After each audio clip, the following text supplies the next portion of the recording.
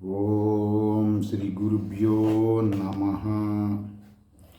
శ్రీ లలిత త్రిశతి. ఈరోజు నామము లలిత అనబడే అటువంటి నామము, ఆ రూపము, ఆ శక్తి. లలితా త్రిశతిలో ఈరోజు నామము, రూపము, శక్తి పేరు కూడా లలిత. దీనిని నేను శ్రీ విద్య గురించి అవేర్నెస్ తేవటం కోసమే చెప్తున్నాను. ఈ ప్రయత్నముల్లో నేను చెప్పే మాటలు మొత్తం శృతి ప్రామాణికంగానే ఉంటాయి. వ్యక్తిగతంగా నేను ఎవరి గురించి ఏమీ తెలియచేయట్లేదు, శృతుల్లో ఉన్నవి చెప్తున్నాను. ఈ లలిత అన్నటువంటిది ఏంటంటే, ఆ పేరు ఎవరిని అంటారంటే, స్త్రీ పురుషుడు నంపుసకుడు కానివాడిని లలిత అంటారు. అర్థమైందండి? 3 లింగములకి సంబంధం లేనటువంటిది అని నిఘంటు వచనం. లలిత అంటే ఏంటి? ఆత్మజ్ఞాని, లేక ఇంకా డీప్గా మీకు ఈ విషయం ఇప్పుడు అన్నీ చెప్తాను నేను. మీరు జాగ్రత్తగా ఈరోజు వింటే ఈ వీడియో, ఇంతకుముందు బీజాక్షరాలు చెప్పిన వాటిల్లో నేను చెప్పిన కొన్ని మంత్ర విద్యలన్నీ ఇప్పుడు బయటకు వస్తాయి ఈ నామం వలన. ఈ లలిత అంటే భూమా విద్య అంటారు. లలిత అంటే భూమా విద్య. అది తెలిసిన వాడిని, చేసేవాడిని లలిత అంటారు. అర్థమైందండి? లలిత అని పేరు కనుక ఉందంటే భూమా విద్యలో ఎక్స్పర్ట్. త్రిమూర్తులకు కూడా లేదండి ఈ అర్హత. మీరే త్రిమూర్తులకి లేదు, త్రిశక్తులకి లేదు. ఏమి లేదు? భూమా విద్య వాళ్ళకి తెలియదు. అర్థమైందండి? అదేంటంటే మీకు చెబుతా ఇప్పుడు, అవన్నీ కూడా సాక్షాధారాలు సహా చెప్తా. భూమా అంటే ఏంటంటే, ఈ మానవులలో అత్యంత తక్కువ మంది దుర్లభమైనటువంటి విద్య అన్నమాట ఇది. భూమా విద్య దుర్లభం. శ్రీ విద్యలో ఒక మంత్రం చేస్తే ఒక జ్ఞానం, రెండో మంత్రం చేస్తే రెండో జ్ఞానం, ఆ విధంగా స్టెప్పులుగా వచ్చి అన్నీ పొరలు ఊడిన తర్వాత ఉండే ఉల్లిపాయ లాంటిది భూమా విద్య. ఆ పైన ఉండే పొరలు ఒక్కొక్క పొర ఒక్కొక్క మంత్రంకి ఊడుతుంది. ఈ నామరూప జ్ఞానం శ్రీ విద్యలో ప్రజలందరూ ఖచ్చితంగా తెలుసుకోవాలి. వేదం పెద్ద విషయం కాదండి. ఒక చిలకని తీసుకొచ్చి ట్రైనింగ్ ఇచ్చిన వేదం వస్తుంది, గుర్తుపెట్టుకోండి. చాలామంది వేదం టాపు అది వాళ్ళు అజ్ఞానం అవిద్యతో అనుకుంటున్నారు. ఎవరు? వేదమే టాప్ అని అనుకునేవాళ్ళు. వేదం ఒక చిలకను తీసుకొచ్చినా, సంత నేర్పించినా చెప్తుంది. భూమా విద్య రాదు. వేద అతీతమైనది, వేదాలకే దుర్లభమైనది. అర్థమైందండి? వేదాలకే దుర్లభమైనది అలాంటిది భూమా విద్య. ఛాందోగోపనిషత్తులో ఉంటుంది, చూసుకోండి కావాలంటే. నేను చెప్పేవన్నీ సత్యాలు, అసత్యాలు కాదు. ఇప్పుడు నేను కేవలం ఎందుకు చెప్తున్నాను, ఈ యొక్క యూట్యూబ్లో ఇవన్నీ కొంతమంది అవిద్యాజ్ఞానులైన వేదాలు చదివిన వాళ్ళు, మిగతా వాళ్ళ గురించి అనవసర విషయం, చెప్పుకోదగిన విశేషం కాదు. వాళ్ళు శ్రీ విద్యని, క్షుద్ర పూజలని విమర్శలు చేస్తుంటే, మీరు చదివిన వేదం పొట్ట కూటి కోసమని నేను శ్రీ విద్య పరంగా చెప్తున్నాను. అర్థమైందండి? వాళ్ళు అనుకుంటున్నారు టాప్ అని. కాదు, మీ ఉదర పోషణార్థం మీరు చదువుకున్నారు. శ్రీ విద్యే టాప్. శ్రీ విద్య 4 వేదాల సారం. నువ్వు ఒక వేదమే చదువుకున్నావు. నీ పిల్లల సంతోషం కోసం, నీ కొడుకు సంతోషం కోసము, నీ ఇంద్రియాల తృప్తి కోసము ఆ వేదాన్ని ద్వారా పొట్ట పోసుకుంటున్నావు. ఈ ప్రపంచంలో ఏ శ్రీ విద్యా ఉపాసకుడు కూడా శ్రీ విద్య ద్వారా పొట్ట పోసుకోడు. శ్రీ విద్య ద్వారా ఉదర పోషణ చూసుకోడు. ఈ శ్రీ విద్య అనబడే దానివల్ల మంత్ర తంత్ర యంత్రాలంటే ఆయుర్వేదం అవి నేర్చుకుని వాటి ద్వారా ఎడ్యుకేటెడ్ చేస్తాడు. కానీ ఏనాడు శ్రీ విద్యోపాసకుడు ఉదర పోషణార్థం ఉపయోగించుకోడు. గుర్తుపెట్టుకోండి. ఇది అందరూ వేదాలు చదువుకున్న వాళ్ళకి వర్తిస్తుంది. ఘనాపాటి, జటాపాటి, రథాపాటి, ఏ పాటి అయినా సరే మీరు చదువుకుంది ఒక వేదమే. భాష్యాలు ఉంటాయి, అంగాలు ఉంటాయి, అనేకం ఉంటాయి. శ్రీ విద్యని ఎప్పటికీ కూడా స్వప్నంలో కూడా మీరు శ్రీ విద్యని విమర్శించబాకండి. విమర్శిస్తే మీ కుటుంబాల అతలాకుతలం అయితే గుర్తుపెట్టుకో. ఇది వార్నింగ్గా భావించాలి ప్రతి వేద పండితుడు. శ్రీ విద్యని విమర్శించిన ప్రతి వేద పండితుడు ఇది వార్నింగ్గా భావించాలి. శివశక్తి శాసనం ఇది నేను చెప్పేది. అర్థమైందండి? మామూలు విషయం కాదు. ఈరోజు మీకు భూమా విద్య గురించి చెప్తాను, మీరు చూస్తే ఆశ్చర్యపోతారు. అదేంటండి అంటే నారదుడు అంటే ఎవరండి? ఇప్పుడు వేదాలు అంటున్నారు, అప్పుడు ఒక్క వేదం, వేద భాష్యం, వేద అంగములు మొత్తం చదువుకున్నాడు. ఇప్పుడు చదువుకోవాలంటే 500 సంవత్సరాలు పడుతుంది. అంత చదువు చదివిన అతను మనశ్శాంతి లేదు. ఎవరికి? సినిమాల్లో చూపించే నారదుడు, పుస్తకాల్లో చూపించే నారదుడు గురించి కాదని నేను చెప్పేది. శృతులలో చెప్పిన జ్ఞాని నారదుడు అంటున్నా నేను. నారద ఋషి అని కూడా అనలేదు, ఇప్పుడు అది గుర్తుపెట్టుకోండి మీరు. నారదుడు ఒక జ్ఞాని, దట్సాల్. అల్ల కల్లోలం ఉంటుంది ఆయన జీవితం. ఇంత నారాయణ శబ్దంకి ఏ శబ్దాలు చేసినా ఏ మాత్రం కూడా సాటిస్ఫాక్షన్ ఉండదు. సరే, అలాంటి స్థితిలో ఒకరోజు సనత్ కుమారుడు అని బ్రహ్మ మానసపుత్రుడిని కలుస్తాడు. అయ్యా, మరి ఏంటి నా పరిస్థితి? నేను చదవని సబ్జెక్ట్ లేదు, చూడని విషయం లేదు, ప్రపంచం మొత్తం నా గుప్పెట్లో ఉంది, నా కర్మేంది, మనశ్శాంతి లేదు ఇంతవరకు అంటే ఆయన సనత్ కుమార్ నవ్వి, కొన్ని రోజులు ఉండు, రోజుకో కొంచెం తెలుసుకుంటూ ఉండు, నీకు నేను చెప్తానంటే, కాదండి నా పరిస్థితి బాగాలేదు, అసలు నాకు నేను ఏం చేయాలో తెలియదండి, గందరగోళం, కాళ్ళు ఏళ్ళు ఏడుస్తుంటాడు. ఎవరు? ఇప్పుడు 4 వేదాలు అనుకుంటున్నారు కదా, ఆనాడు ఒక వేదమే, 4 వేదాలు లేవు. ఆ వేదాలు, వేద అంగములు, వేద భాష్యము, ఆయుర్వేదం, ధనుర్వేదం అన్నీ చదివి, ఖగోళ శాస్త్రం, నీతి శాస్త్రాలు అన్నీ చదివి తాగి మొత్తం టీ పొడిలో ఉన్న తాగి పక్కన ఊసేసినటువంటి వ్యక్తి అల్లకల్లోలమైపోతున్నాడు.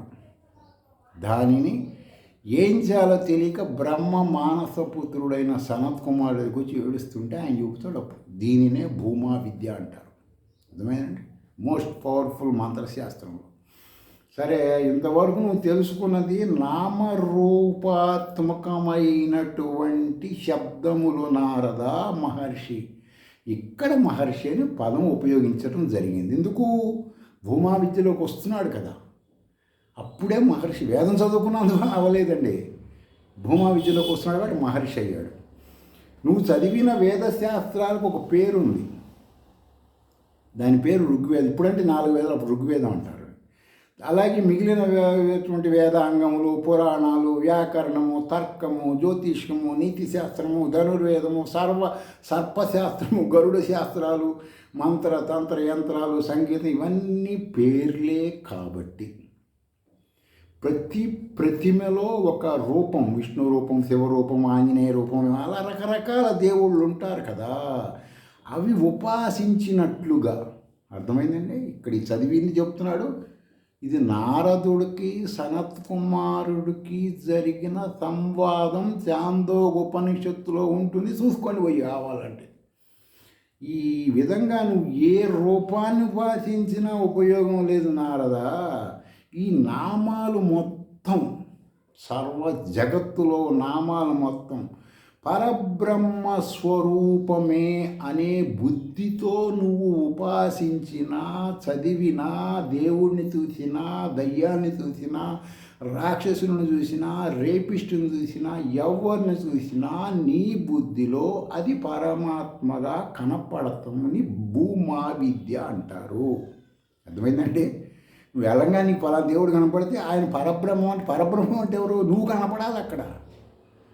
వెంకటేశ్వర దగ్గరికి పోయావు అనుకోండి, నువ్వు అక్కడ కనపడాలి, వెంకటేశ్వరం కనపడకూడదు. అది భూమా విద్య. ఎవ్వరి వల్ల కాదు, త్రిమూర్తుల వల్ల కాదు, అది గుర్తుపెట్టుకోవాలి మీరు. అది మన భారతీయ సాంప్రదాయం. ఎవరు తెలుసుకోవట్లేదు శ్రీ విద్య గురించి, నేను చెప్పగలిగేది అదే. సరే, ఆ యొక్క ఒక మంత్రం చేస్తున్నా, నామం చేస్తున్నా, ఆ నామాన్ని గురు పరంపరలో ఆమ్నాయపరంగా పరమాత్మగా నిన్ను ఉపాసించడం నేర్పిస్తారు వాళ్ళు. అర్థమైందండి? శ్రీ విద్యలో, సనాతన సాంప్రదాయంలో, శృతి ప్రామాణికంగా ఆ మంత్రాన్ని కూడా పరమాత్మగా నీకు తెలియచేస్తారు వాళ్ళు. అలా వ్యాపించి ఉన్నటువంటి ఆ విధంగా నువ్వు నారదా నువ్వు తెలుసుకున్నావు అనుకో, నువ్వు స్వేచ్ఛగా ఎక్కడికి తిరిగినా మనశ్శాంతి అప్పుడు వస్తుంది నీకు. ఆ ఉపాసకుడు అయినటువంటి నువ్వు ఇవి తెలుసుకుంటే, ఈ జ్ఞానం, ఈ విశ్వమంతా తిరిగినా నీకు అశాంతి రాదు నాయనా. ఇది ఫస్ట్ పోరా అని చెబుతాడు. ఏమని చెబుతాడు ఫస్ట్ పోరా? అర్థమైందండి. ఇంకా రెండో రెండో మళ్ళీ కొన్ని రోజుల తర్వాత ఇది అర్థం చేసుకొని చెబుతాడు. సరే నాదుడు అంటాడు, ఓకే అండి గురువుగారు సనత్ కుమారస్వామి ఓకే. నామము కన్నా అంటే నామం అంటే పలానా ఋగ్వేదం పలా యజుర్వేదం వెంకటేశ్వర స్వామి రాముడు కృష్ణుడి నామాలు కదా, దీనికన్నా గొప్పది ఏదండి అని అంటుతాడు. అంటే ఆ ఫస్ట్ దానివల్ల నాకు ఇంత పవర్ వచ్చిందని చెబుతున్నారు కదా మీరు, తెలుసుకుంటే ఆ మంత్రం సిద్ధి పొంది. ఈ రెండోది ఏంటంటాడు, నాయన వాక్కుకి వాక్ శక్తి అంటారు, అది కనుక లేకపోతే పదాలు వినపడవు, వేదాలే లేవు, వేదాలలో చెప్పబడిన సత్యము లేదు అసత్యములు తీసవతల బారేయండి. ఏంటి వేదాలని, శుభము లేదు అశుభము లేదు కదా, మాట లేనోడికి ఇవన్నీ అనవసరం కదండి. వాక్యే బ్రహ్మముగా ఉపాసించేవాడు అంటే నువ్వు ఉపాసించే ఆ మంత్రం చెబుతాడు నీకు, మీ గురువు ద్వారా నేర్చుకుని ఆ మంత్రం ఉపాసించావనుకో, వాక్కు వ్యాపించి ఉన్నంత వరకు అంటే శబ్దం స్వరము శబ్దము వ్యాపించి ఉన్నంత వరకు నీకు దిల్ ఖుష్ ఫుల్ హ్యాపీ, ఏమాత్రం అశాంతి ఉండదు. సెకండ్ స్టెప్ చెప్పేశాడు. సరేనండి గురువుగారు బాగుంది, మరి వాక్కు కన్నా ఇంకో పవర్ఫుల్ మంత్రం ఏమైనా ఉంది అండి అంటాడా, ఉంది. ఇది భూమా విద్య 1/1 ఇది మూడోది ఏంటంటే, ఓ నారద మహర్షి రెండేనాడు కదా మహర్షి అయిపోయాడు విన్నందుకే, ఇంక చేసేవాడి పరిస్థితి ఏందో చూడండి మీరు. వాక్కు కన్నా గొప్పది మనసు. ఒక మనిషికి వేదాలు నేర్చుకుంటాడండి, ఎవరో ఒక జనాపాటో ఘటాపాటో ఏదో పాటి అనుకోండి, మనసులోంచి వచ్చిన ఆలోచన మూలంగానే వేద మంత్రాలని చెప్పుకుంటాడు అతను. మనసు అనేటువంటి దాని ఆలోచన వల్లనే, ఆలోచన అంటే మీకు గతంలో కూడా చెప్పాను గుర్తు తెచ్చుకోండి, ఆలోచన ద్వారా మంత్రాలు నేర్చుకుంటాడు, సంత చెప్పుకుంటాడు. అర్థమైందండి, సంతాన మంత్రాలు. ఆలోచన రాకపోతే ఆ పని చేయడు కదా, ఏ పని చేయాలన్నా ఆలోచన రావాలి. అందుచేత ఆలోచన చేసే మనసు వాక్కు కన్నా గొప్పది. మనసు బ్రహ్మ అని ఉపాసించేవాడు, మనసు బ్రహ్మ అని ఉపాసించేవాడు మనసు పొందగలిగినంత మేర స్వేచ్ఛగా సంచరించి ఆనంద డోలికలలో మునిగి తేలుతుంటాడు. అర్థమైందండి. ఒక శృంగారం చేసే కలిగే ఆనందం కొన్ని నిమిషాల తర్వాత ఉండదు, కొన్ని మత్తు పదార్థములు కృత్రిమంగా కొన్ని గంటల తర్వాత ఉండదు. ఇది అలా కాదండి. భూమా విద్య అంటే అంత డెప్త్ సబ్జెక్ట్.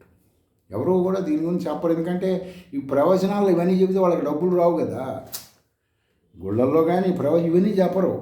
మిమ్మల్ని ఎంతసేపు పరంపర ఆధ్యాత్మికానికి ఎంకరేజ్ చేస్తారు. మీరు వెళ్తున్న గుళ్ళలో దేవుళ్ళు చెయ్యలేని మంత్ర సాధన భూమా మంత్రం, అది మీరు నేర్చుకోండి. అర్థమైందండి, తిరగద్దు. సరే, మనసు బాగానే ఉందండి సనత్ కుమార మహర్షి గారు, మీరు మహా టాప్. అసలు నారదుడు అడుగుతాడు, మరి మనసు కన్నా శ్రేష్టమైంది ఏంటండి? 3 చెప్పారు, 4వది కూడా చెప్పండి. ఆలోచించే మనసు కన్నా గొప్పది సంకల్పం. అసలు సంకల్పం అనేది కలగకపోతే జరిగేది ఏమీ ఉండదు, ఉట్టిస్తరాకు మంచినీళ్ళే. కాబట్టి సంకల్పం చేస్తే దాని క్రియ అనుసరిస్తుంది. నువ్వు సంకల్పం చేసావనుకో, దాన్ని బట్టి దాని క్రియ అంటే పని మొదలవుతుంది. ఈ సంకల్పమే సమస్త క్రియా కళాకల్పాన్ని కట్టి పెట్టి ఉంచుతుంది. అర్థమైన సంకల్పం అన్నిటిని కట్టి పెట్టి ఉంచుతుంది.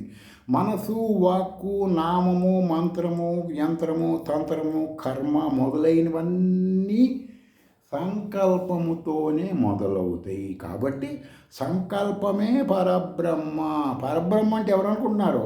మీ ప్రారంభంలో చెప్పాను, లలిత అంటే పరబ్రహ్మము, లలిత అంటే భూమా విద్య అని నేను చెప్తున్నాను. మీరు మధ్యలో ఇంకో రకంగా సైడ్ ట్రాక్లోకి వెళ్ళొద్దు.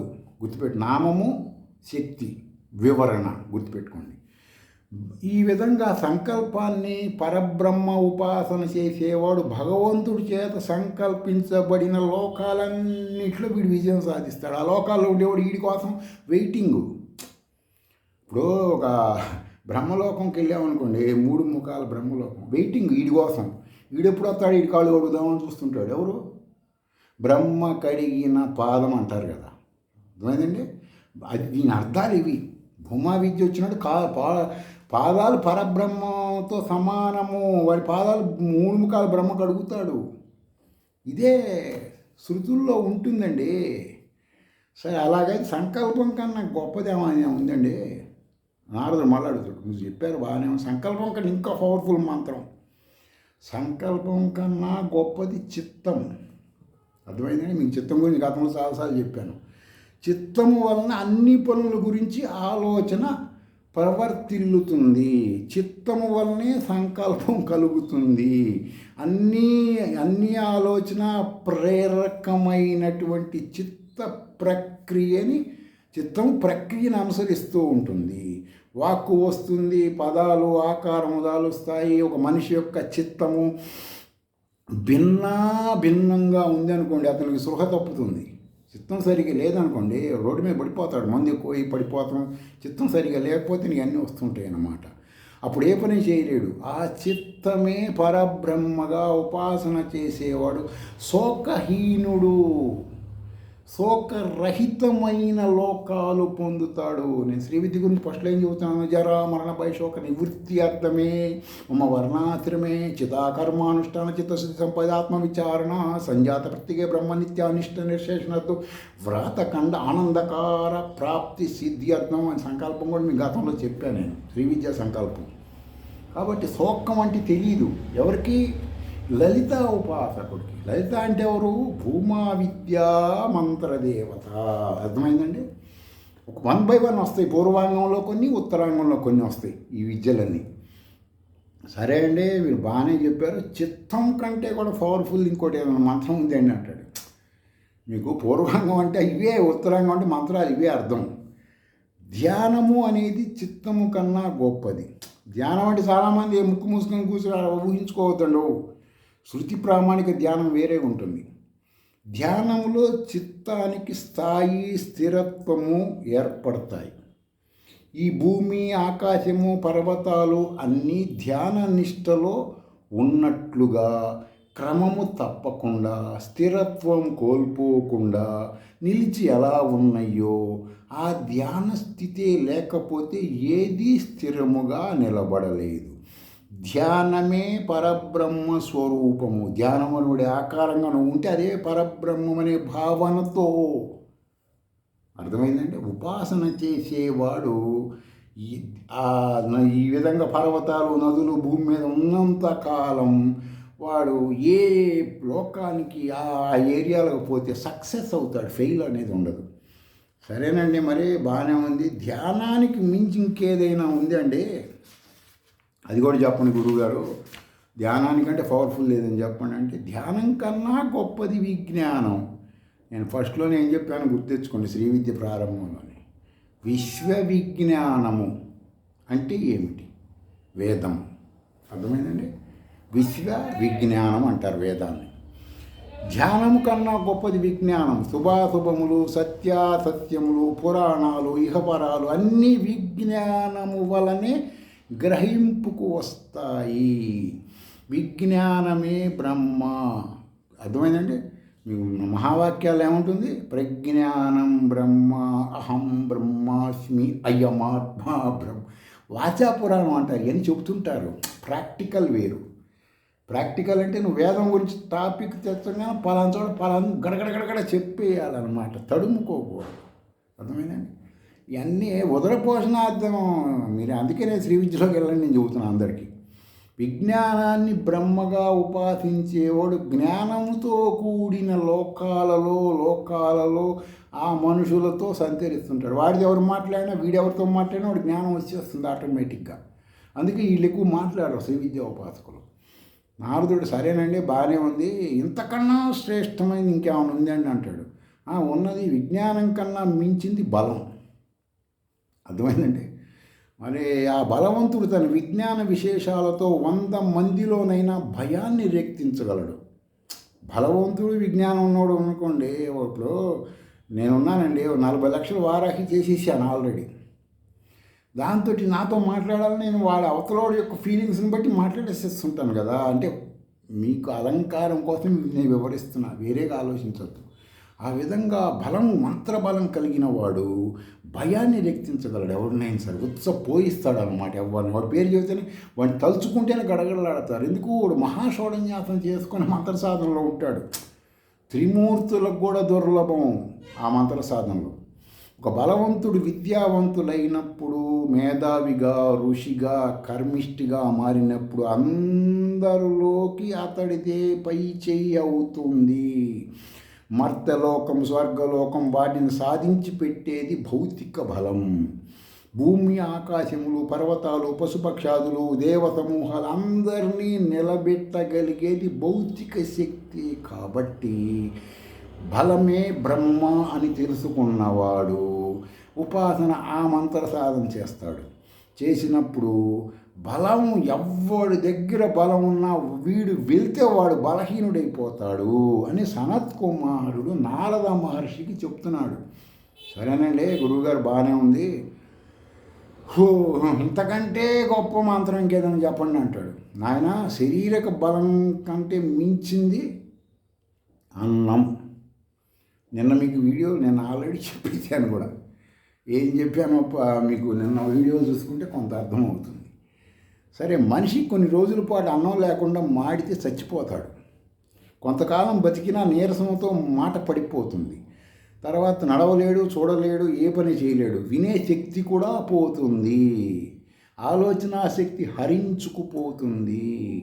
ఆహారం తీసుకోవడం ప్రారంభించగానే తిరిగి అన్ని శక్తులు 1 by 1 వస్తుంటాయి అన్నమాట. మీకు అదే చెప్పాను, అష్టలక్ష్ములు దేనైనా ఎలాగొట్టి గజగజలాడి వెళ్ళిపోతాయి. ధైర్యలక్ష్మి వదిలిపెట్టుకోవద్దు. దాని తోక ఊపుకుంటే మిగతా అన్ని కుక్క పిల్లలు వచ్చినట్టు దీని వెనక వస్తాయని చెప్పాను మీకు నేను గతంలో. సరే, అన్నము ఆహారం, అన్నం అంటే మీరు వేరే దేశాల్లో ఇప్పుడు అన్నం ఉండదు కదా. మీరు ఆ శబ్దాలని మీరు శృతి ప్రామాణికంగా తీసుకోవాలి. నేను చెప్పినవి కూడా మీరు వేరేగా ఆలోచించద్దు. ఆహారం అన్నటువంటి దానిని నువ్వు పరబ్రహ్మ నాకు ఇచ్చాడు, వేస్ట్ చేయకుండా జాగ్రత్తగా చూసుకుంటున్నావు అనుకో, దానివల్ల ఏంటంటే నువ్వు ఎక్కడికి వెళ్ళినా నీకు ఏ జన్మ ఎత్తినా ఆహారానికి లోటు లేని జన్మలు వస్తాయి. కుక్క జన్మ ఎత్తామనుకోండి, ఏ పెద్ద ప్రధానమంత్రి నరేంద్ర మోడీ ఇంట్లో కుక్కగా పుడతాడు వాడు. ఇప్పుడు ఆహారం లోటు ఉండదు కదా. ప్రపంచం ఇండియాలో దొరికేమని వాడు అక్కడే ఉంటాయి. ఆ విధంగా ఆహారం ఉపమానం కోసం చెబుతున్నా. ఆ విధంగా ఆహారానికి ఆ ప్రాణికి లోటు ఉండదు. ఆహారానికి సంబంధించి అంటే అన్నపూర్ణ మంత్రం అండి. హ్రీం శ్రీం క్లీం ఓం నమో భగవతి అన్నపూర్ణేశ్వరి మమాభిలషిత మహిదేవి అన్నం కురు కురు స్వాహ. ఇదన్నమాట ఆ మంత్ర విద్య. సరే అండి గురువుగారు, బాగానే ఉంది. అన్నం కంటే శ్రేష్టమైనది ఇంకేదైనా ఉంది అంటే, నారద, మేఘాలు వర్షించకపోతే పంటలు పండవు, ఆహారం దొరకదు, నీరు లేకపోతే అన్ని జీవరాశులు ముఖం వాచి సావుకు చచ్చిపోతాయి. తొలకరిలో వర్షాలు కురవటం ప్రారంభం కావటంతో జీవులు ఆనందంతో చిందులు వేస్తారు. జలమే బ్రహ్మ అని ఉపాసన చేసేవాడు తాను కోరిన వస్తువులన్నీ, కీర్తి, కాంత, కనకములన్నీ ఎన్ని కావాలంటే అన్నీ 100 మందిని పెళ్లి చేసుకోవాలని చేసుకుంటాడు అనమాట. ఆ జలాన్ని పరబ్రహ్మంగా ఆ మంత్ర సాధన చేస్తే జలము ఎక్కడ ఉంటుందో అక్కడికి వెళ్ళినా వాడు సక్సెస్ అవుతాడు. ఆ జలం వాడికి అన్నీ ఏర్పాటు చేస్తుంది ఇంటర్నల్గా అని చెబుతాడు. సరేనండి గురువుగారు, బాగుంది. జలం కంటే ఇంకా పవర్ఫుల్ మంత్రం ఏదని చెప్పండి అంటాడు. జలము కంటే పవర్ఫుల్ మంత్రం తేజస్సు. మీ గతంలో నేను చెప్పాను ఓజస్సు మీకు చూసుకోండి. ఇవన్నీ నేను చెప్పేసినవే. ఇప్పుడు భూమా విద్యలు ఇవన్నీ విడివిడిగా లేకుండా అన్నీ కంబైన్డ్గా చెబుతున్నా. ఆ తేజస్సు లేకపోతే భూమి మీద నదుల్లోనూ సముద్రాల్లో నీరు ఆవిరి అవ్వదు. అర్థమైందండి? తేజస్సు లేకపోతే నీరు సముద్రం నుంచి పైకి వెళ్ళదు, వర్షాలు పడవు, వల్లకాడైపోతుంది ప్రపంచం. అందువలన నీరు ఆవిరి కాకపోతే మేఘాలు వర్షించవు కదా. కాబట్టి తేజస్సే బ్రహ్మ అని ఉపాసించేవాడు తాను తేజస్సుగా ఉంటూ తేజో సంపన్నమైన లోకాలని శాసిస్తాడు. సరేనండి, మరి తేజస్సు కంటే ఇంకా పవర్ఫుల్ లేదని చెప్పండి అంటాడు. తేజస్సు కన్నా గొప్పదేంటి? ఆకాశం. ఆకాశం అంటూ ఉండబట్టే కదా అన్ని వస్తువులు అందులో ఇముడుతున్నాయి. సూర్యుడు కానివ్వండి, చంద్రుడు కానివ్వండి, భూమి కానివ్వండి, గ్రహాలు, గోళాలు, నక్షత్రాలు, పొట్టకూటి సిద్ధాంతులు, మఠాధిపతులు, పీఠాధిపతులు, అవధూతులు, బాబాలు, ఫకీర్లు మొత్తం ఈ యొక్క ఆకాశం కింద ఉన్న తేజోమండలం అంతా ఆకాశంలో చోటు చేసుకొనే ఉన్నాయి కదా. ఆకాశం శబ్ద తరంగాల ఆధారంగా శబ్దాన్ని మన చెవులు గ్రహించటానికి కారణం ఆకాశం. కాబట్టి అర్థమైందండి. ఆకాశమే బ్రహ్మగా ఉపాసించేవాడు విశాలమైన దుఃఖము లేని ప్రకాశవంతమైన లోకాలు ఈ లోకంలో అనుభవిస్తాడు, ఆ లోకాలు అనుభవిస్తాడు. ఆకాశం వ్యాప్తించిన మేరకు వీడు ఎక్కడికి వెళ్ళినా ఈ ఆకాశం కింద ఉన్నంత ఏ దేశానికి పోయి వీడు తిరుగు ఉండదు. అందుకే శ్రీ విద్యలో ఏం చెప్తారు? లం పృథ్వీ తత్వాత్మనే, హం ఆకాశ తత్వాత్మనే, యం వాయు తత్వాత్మనే, రం వహిని తత్వాత్మనే, వం అమృత తత్వాత్మనే, సం సర్వతత్వాత్మనే అని చెబుతారు. శ్రీ విద్య వేద వైదిక గురు పరంపరలో ఈ విధమైన దీక్షలు ఉంటాయి. అర్థమైందండి? సరే అండి, బాగానే ఉంది. మరి ఆకాశం కంటే కూడా పవర్ఫుల్ లేదని చెప్పండి. లాస్ట్ క్లైమాక్స్లోకి వస్తున్నాడు. అంటే ఈ ఒక రోజులో జరగలేదండి, ఇది కొన్ని సంవత్సరాలు జరిగింది. మీకు నేను క్లుప్తంగా చెబుతున్నాను. అంతఃకరణ యొక్క ధర్మమైన స్మరణ అంతకంటే శ్రేష్టమైనది. ఆ స్మరణయే జ్ఞాపక శక్తి. ఇది లేకపోతే మానవుడు వినవలసిన దానిని వినలేడు, మాట్లాడవలసిన దాన్ని మాట్లాడలేడు, ఆలోచించలేడు. స్మరణమే బ్రహ్మాని ఉపాసన చేసేవాడు. స్మరణ శక్తి ఉన్నంతకాలం ఎవరి దగ్గరుంటే వాళ్ళ దగ్గరికి వెళ్ళగలిగినంత మేర స్వేచ్ఛగా తిరుగుతాడని సనత్కుమారుడు చెప్తున్నాడు. శ్రీ విద్యలు ఏమంటారు దీన్ని? మేధా దక్షిణామూర్తి మహామంత్రం అంటారండి. ఏమని? ఓం నమో భగవతే భస్మవ్యాపాండురాంగ శిశి సకలధర జ్ఞానముద్రాక్షమాళ వీణా పుస్తరి విరాజ తత్కర కమలం యోగ పట్టాభిరామ వ్యాఖ్యే పీఠో నిషన్నో ముని వరని కరై సేవిత సవ్యాళ కృతివాస సతతమవుతునో దక్షిణామూర్తి. ఈ మంత్ర సాధన ఇక్కడ చెప్పాడు. అర్థమైందండి? శృతుల్లో ఇవి ఉంటాయి, మంత్ర సాధన ఉండదు. సరేనండి, బాగానే ఉంది. ఇంతకంటే పవర్ఫుల్ది చెప్పండి గురువుగారు ఇంకోసారి. అయ్యా, ఆశతో స్మరణ శక్తి ఎక్కువ అవుతుంది. మానవుడు ఆశతోనే వేదమంత్రం ఎందుకు మీకు ఫస్ట్లో చెప్పాను, వేదమంత్రం ఎందుకు చదువుతాడని చెప్పాను? పొట్టకూటి కోసం. ఇక్కడ సనత్ కుమారుడు చెప్తున్నాడు, ఆశతో మంత్రాలు చదువుతారు, వేదాలు, ఫలితాన్ని పొందుతారు. ఆ ఫలితమే పుత్రులు, పశువులు, ధనము మొదలైనవి. ఆశనే పరబ్రహ్మంగా ఉపాసించే వారి కోరికలు నెరవేరుతాయి. ఎవరు సంధ్యావందనం చేస్తారు కదా గాయత్రిని, ఆశతో చేస్తారు. చేయకపోతే పాపం, చేస్తే పుణ్యం. పుణ్యం రాదు, చేయకపోతే పాపం వస్తుంది. భయంతో చేస్తారు ఎక్కువ మంది. గాయత్రిని ప్రేమతో చేసేవాళ్ళు తక్కువ మంది, భయంతో చేస్తారు ఎవరో కొంతమంది. సరేనండి, బాగానే ఉంది. మరి అలా ఆశతో కోరికలు కోరి మంత్ర సాధన చేసేవాళ్ళు కూడా నెరవేరుతాయని చెప్తున్నాడు ఇక్కడ. నువ్వు ఎలా చేసినా నెరవేరుతాయని అంటున్నాడు. నిష్ఫలం జరగవండి. సరే అండి, అంతకంటే శ్రేష్టమైనది ఇంకేమైనా ఉందా అండి గురువుగారు? లాస్ట్ దాకా తీసుకొచ్చారు, ఇది కూడా నేర్పిండి నాకు, భూమా విద్య అంటే ఏంటో అంటాడు. ఆశ కన్నా శ్రేష్టమైనది ప్రాణం.